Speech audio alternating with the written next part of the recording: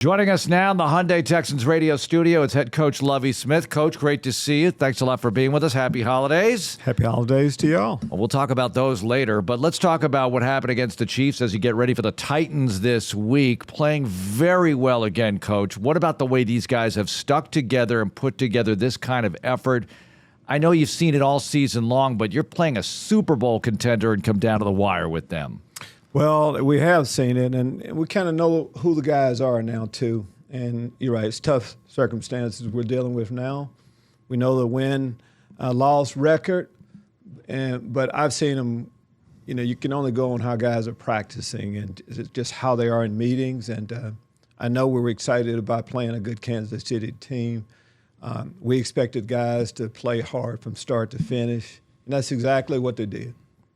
Coach, you get to stop in overtime with Blake Cashman with that sack, and obviously you get the turnover, but I got to think when you went back and you watched the film, there were a lot of things defensively that you really liked. Is that true? And if so, what were those things that you really liked, what you saw from your defense? Liked a lot. They're competing hard, playing hard, but some of the players that have kind of stepped up that hadn't gotten a whole lot of time. I'm going to start with Trayvon Smith. Yeah. Second week in a row where, big impact play that really could be the difference in the game, but he played the entire game. And just like what he's been able to do. Jonathan Grenard, got playing time for him to get back into the mix. We dressed 9 defensive linemen. That's hard to do most weeks, but to get him involved.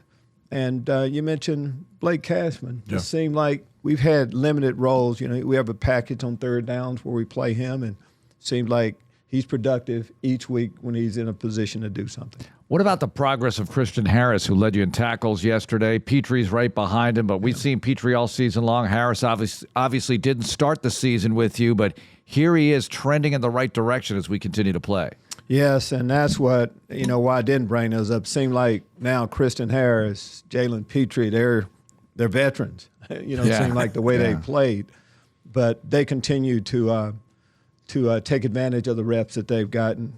Thought it was an outstanding open field tackle that Christian Harris made against a tough tackle in the open field. Pitre had some big hits. He's always around the ball. But we're going to be talking about those guys each week for many years to come. Coach, Chris Jones is a guy that we talked about going into this game. In fact, with our interview last week, kind of previewing the Chiefs, you brought him up. Chris Jones, one of the best players in the league. There's no question.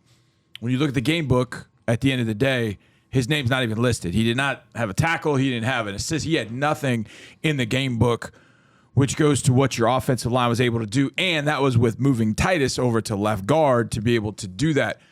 When you realize Chris Jones didn't have a stat and you know how good he is, does that give you any more satisfaction about what the offensive line was able to do yesterday against the Chiefs?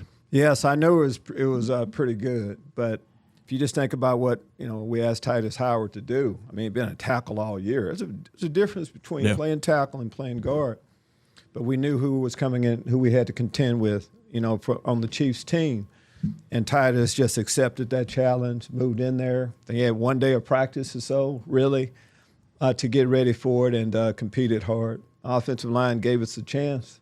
I think we scored about as many points as we scored this year. Offensive line gave us a chance to do some of those things. Well, Charlie Heck has been playing as the extra blocker a lot of the time, but you've had some success with him before. Last year, he got in there, started a little bit, and you did have some success. Yes, I should have mentioned Charlie because he's just been one of those glue guys. We've tried to – he has had a limited role with the extra lineman coming in the game and more run, blocking situations. But this week, with Kenyon Green going down, we needed him to move into a different role, and we couldn't hardly tell he was out there, and that's a good thing, because he's just doing his job and blending in the right way. Coach, experience makes for a great teacher. This is the first time that you've had the opportunity to go against Patrick Mahomes, if my math is correct. After going against him, how did your impression of him going in change or not after the game, after coaching against him for 60 minutes plus overtime? Because all the different things that he can do, it's the arm angles, the different things that he can do out of the pocket, all that. How did that sort of, or even as the game wore on, how did that kind of change? Okay, well, we thought this, but maybe we have to do this because it's Patrick and he can do these different things. Well, going into the game, I thought he was, I think he's as good as there is currently. And after he finishes playing, we're going to be talking about him as one of the all-time greats. Yeah. That's what I thought going in. Yeah. But I never up close and personal, hadn't seen him. A little bigger, starting with that. But some of the plays that I've seen him make on TV, I was able to see up close. Yeah. I don't know if I should say I was able to see. Right. I didn't want to see. We were unfortunately. And some of them are what you were talking about, John, running, scrambling to buy time. I knew that he was mobile. Yeah. He's a hard guy to get down. He knows how to maneuver inside of the lanes to be able to get his pass off. We had him backed up when he threw it across his body to Kelsey.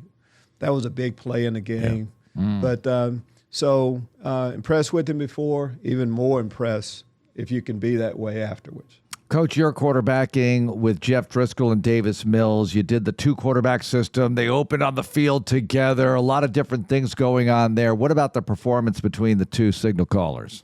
Well, I think on what you get from that, there's a different defensive game plan that we'll get when Jeff is at the quarterback position as opposed to Davis. And so that's what we're getting. Going forward, it's not like we're going to abandon that 2-quarterback system to let teams, you just never know. You're right. Mm-hmm. We added them both being on the field at the same time a little bit, and we want to just keep, expanding this package as much as anything to give us a chance.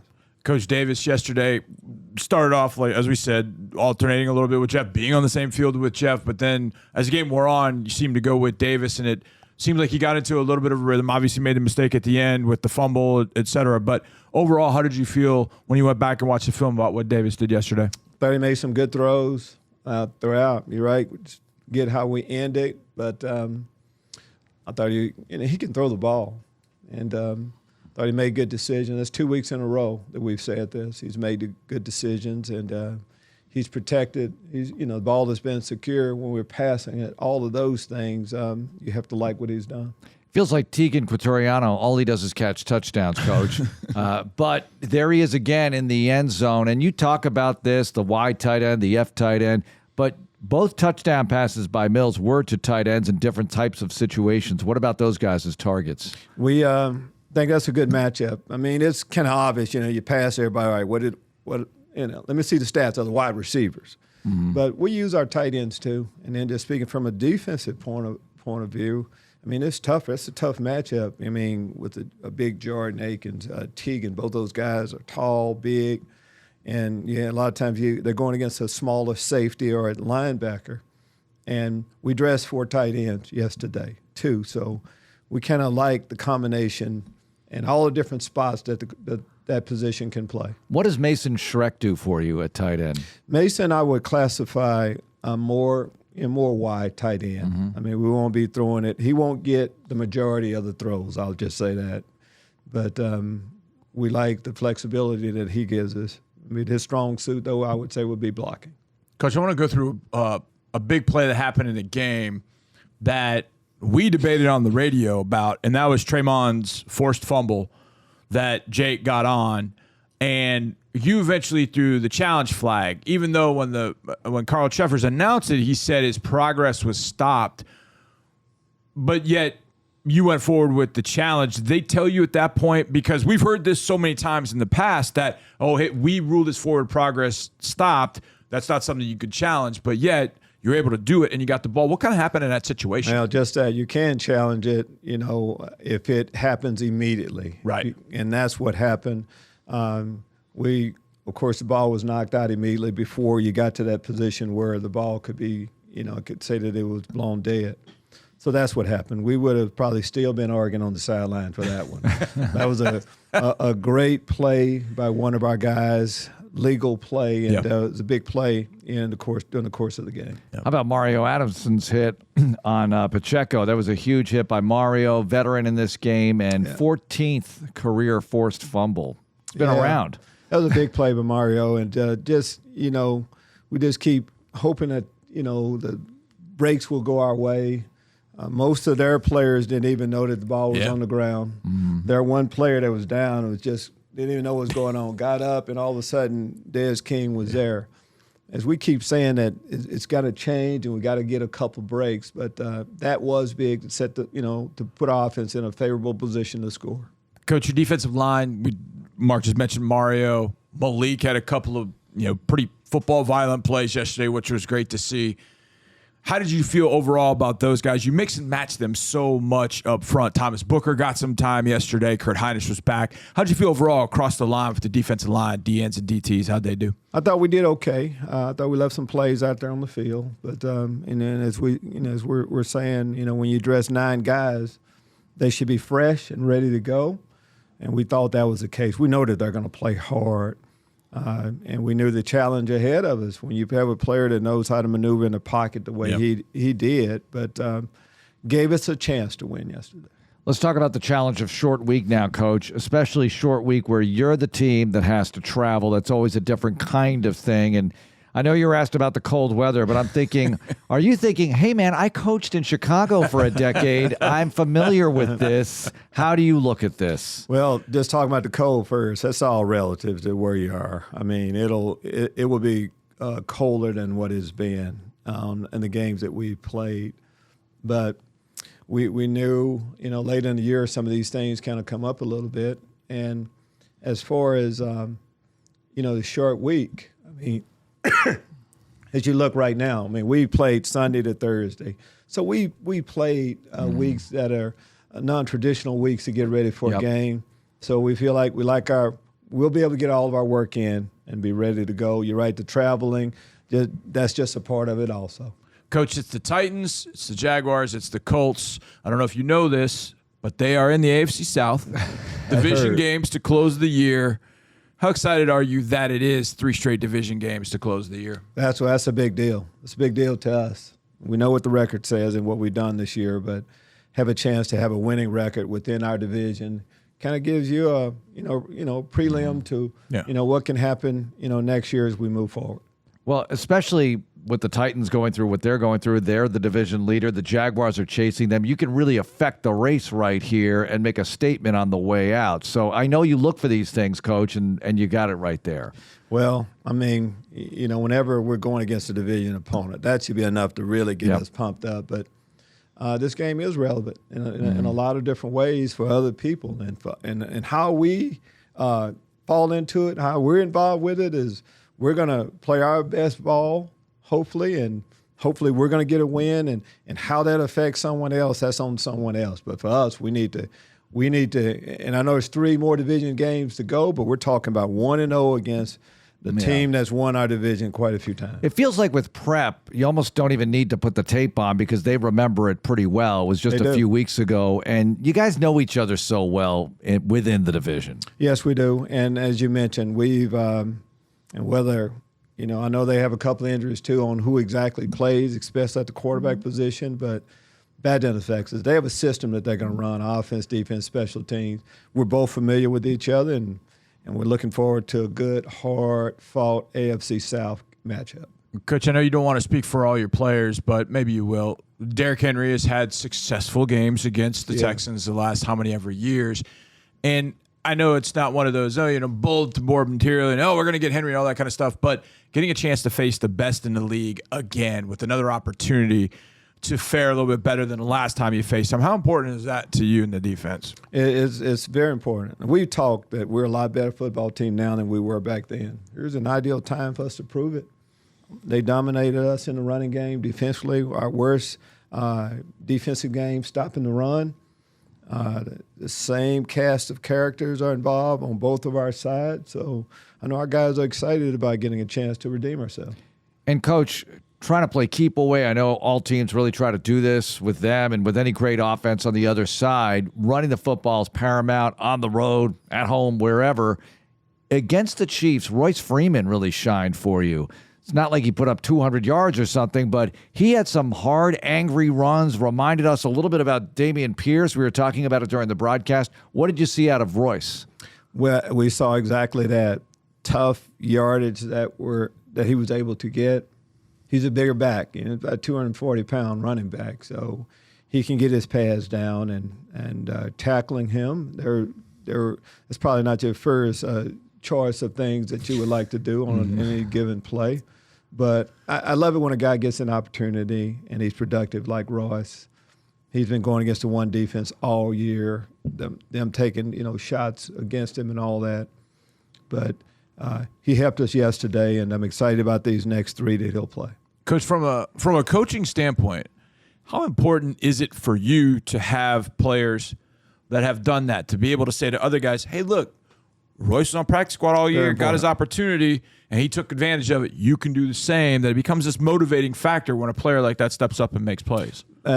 Great point. As we started our season, we talked about, normally, hey, here's a 53-man squad, practice squad guys. We talked about, for us, our 70-man, 69-man roster. And the odds are everybody's going to get a chance to play this year. And just wait for your opportunity. It changes weekly, and that's definitely been the case with us. I think just about everyone that's been a part of that group that can play has had an opportunity to. And they're all taking advantage of the situation, too. Do you look at this as one of the silver linings, if you will, or a benefit from the COVID mini era there because you were able to expand the practice squad and draw from the practice squad so easily? A lot of flexibility there, because I know a lot of coaches over the years weren't happy with 53, only dressing 46 and all that kind of stuff. Yeah, I was a part of that group, too, that didn't understand why. We have 53 guys on the roster, and it would be a better game if you had more guys healthy that could play. But yes, whether it's COVID or whatever, I just love the numbers that we have. Most teams have run into. Tennessee has a lot of injuries, but to be able to keep that a good product on the football field and let players that hadn't had an opportunity to play more, that has to be good for our game. Coach, yesterday after the game was over, got home, started watching games from the afternoon games, and saw arguably the craziest ending I've ever seen in a football game, what happened in the Raiders and Patriots. Do you have one in your coaching time where you look back and go, man, that was the craziest ending I've ever seen during a football game? Yeah, and I've tried to watch those games like that out of my memory. Of course. I mean, it'd be good for you too. But I think most of you stay in football long enough, you don't want those things to happen. Sure. There was another opponent that had a big lead. We've all been on both sides of the ball with those, but I just know we try to practice as many situations as we can. Yeah. We have a situational meeting each week, showing video with our football team. Just try to educate the guys as much as you possibly can. I'm sure they did that, and sometimes in the heat of the battle, you don't make good decisions. But unfortunate for one team, fortunate for the other. Let's go to the Amegy Bank Ask Coach question of the week. And, Coach, back when I was interviewing college coaches, I sometimes asked awkwardly, are finals a distraction? But I'll word it this way. Are holidays, Christmas is coming up, it's Christmas Eve for game day, Christmas is the next day, you have New Year's the following week. Are holidays a bit of a distraction? How do you deal with that? No, I don't see it as a distraction at all. Holidays are coming this year, and what happens on holidays, a lot of times you have more family around you and get a chance to watch you do something that you really love. I think holidays are part of our culture of sports, especially football. The games around Christmas and how our schedule played out this year. Of course, Santa's not coming to the Smith household this year, but we have a lot of families that are. Mm-hmm. So to be able to play on Christmas Eve, and of course, and for the guys to be able to spend their Christmas Day with their families, I think it's a perfect time for Christmas and how we did Thanksgiving also this year. All right, so you've been coaching for decades. How do you deal with whatever Christmas shopping you need to do, Coach? How do you handle that? Has the internet era saved you being able to order stuff online? Where do you have it delivered? How do you go about this? No one's listening. Don't worry. Mark, did I tell you that I've been married 42 years? Yeah. And my wife, we're a partnership. Mm-hmm. We do an awful lot together. But you got to get her something at some point. Yeah, I know, but it's kind of Christmas 365 days out of the year for my wife. But we Yes. Internet has helped an awful lot. Last minute shopping. I've gone through those period of time where I have been scrambling and sprinting out, trying to get something, get it wrapped, all that. Now, most things that you need done, you can get it done right up until Christmas. And I'm not saying that I'm in that group. That's established. Of course not. Of course not. All pre-planned. I've seen plenty of our staff on this weekend on the road out at malls and various places when we've been out traveling. I've seen that before, too, getting that last-minute shopping done, so it can happen. Friday night, maybe a couple hours to get it done. Coach, thanks a lot. Good luck this week. Thank you. Thanks for watching. Subscribe to our channel and ring the bell to know when we post new content.